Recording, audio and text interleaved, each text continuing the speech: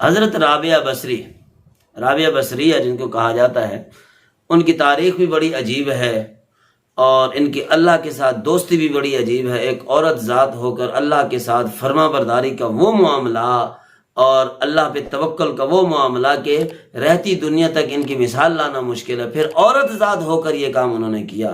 حتیٰ کہ جب یہ ملازمت تھی یا کسی کی باندی بنی تھی، لوگ ان کو ایک آقا خرید کے گیا تھا، تو اس کے گھر کے اندر بھی جب سارے سو جایا کرتے تھے تو پھر ان کا عبادت کرنا، رات کو اللہ کو منانا اور بار بار فریاد کرنا۔ ایک مرتبہ ان کا مولا اٹھا اور دیکھا کہ کمرے سے رونے کی آواز آ رہی ہے، کان لگا کے کھڑا ہوا دروازے کے ساتھ، تو یہ کہہ رہی تھی کہ اے اللہ، مجھے سارے دن مولا کی خدمت اور مولا کے گھر کی خدمت کی وجہ سے انہیں ٹائم نہیں ملتا، مجھ سے اپنی ناراضگی کو اٹھا لو، جتنا مجھے وقت ملتا ہے میں آپ کو راضی کرنے کی کوشش کرتی ہوں۔ صبح ہوئی تو رابعہ بصری کو آقا نے بلایا اور کہا کہ تو اللہ کے لیے میری طرف سے آزاد ہے۔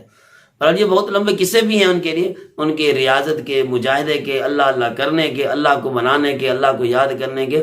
ایک عجیب ایک زندگی ہوتی ہے، کہتے ہیں جس کا جہاں دل اٹک جائے پھر وہاں جیسی بھی مشکلات ہیں اس کے لیے وہ ایک پانی کا شربت ثابت ہوتی ہیں، وہ اس کے لیے گلاب کا پھول ثابت ہوتی ہیں، اس کے لیے پھر وہ کانٹے نہیں پھول بن جاتے ہیں، اس کے لیے نرمی بن جاتے ہیں وہ چیزیں، وہ مشکلات۔ اللہ کے ساتھ جب دل لگ گیا تو اتنا توکل اللہ پاک نے ان کے اندر پیدا فرمایا، اتنا توکل ہو گیا قرآن پر، نبی علیہ السلام کے فرمان پر، اتنا توکل کہ عجیب عجیب واقعات ان کے مشہور ہیں۔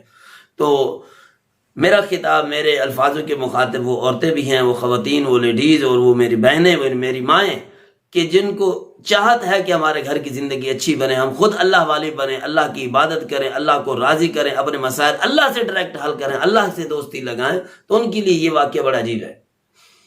ایک مرتبہ ان کے پاس مہمان آ گئے، تھوڑی دیر کے بعد دروازہ کھٹکا، خادمہ کو کہا جاؤ دیکھو کون ہے۔ اس نے آ کر بتایا باہر کوئی آدمی آیا ہوا ہے اور روٹی لے کر بھی آیا ہوا ہے۔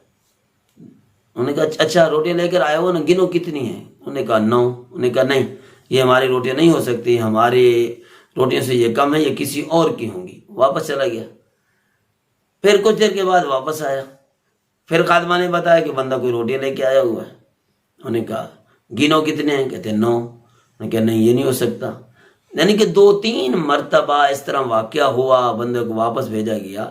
آخر تنگ آ کر خادمہ نے پوچھا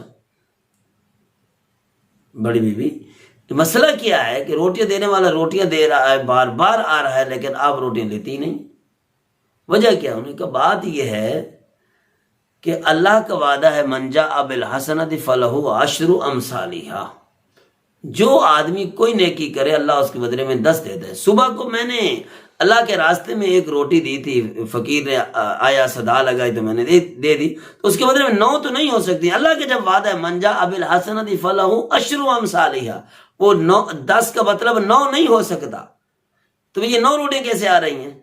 تو خادمہ ذرا شرمندہ ہوئی، کہنے لگی بڑی بیوی روٹیاں تو 10 آ رہی تھی، لیکن مجھے بھی تو بھوک لگی ہوئی تھی نا، آپ تو برداشت کر جاتے، مجھ سے تو نہ ہوتی تھی، تو میں نے بھی ایک روٹی رکھ لی تھی۔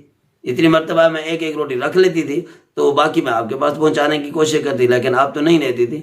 تو بہرحال پھر انہوں نے سمجھا کہ واقعی حقیقت اللہ کے اوپر جو توکل ہے، وَمَن يَتَوَكَّلْ عَلَى اللَّهِ فَهُوَ حَسْبُهُ، جو آدمی اللہ پہ بھروسہ کر لیتا ہے، اپنے ہاتھوں کا اختیار، اپنے سوچنے کا اختیار، اپنے آنکھوں کا اختیار، اپنے کانوں کی سننے کا اختیار اللہ کے حوالے کر دیتا ہے تو وہ ساری دنیا پھر اسی کی ہو جاتی ہے۔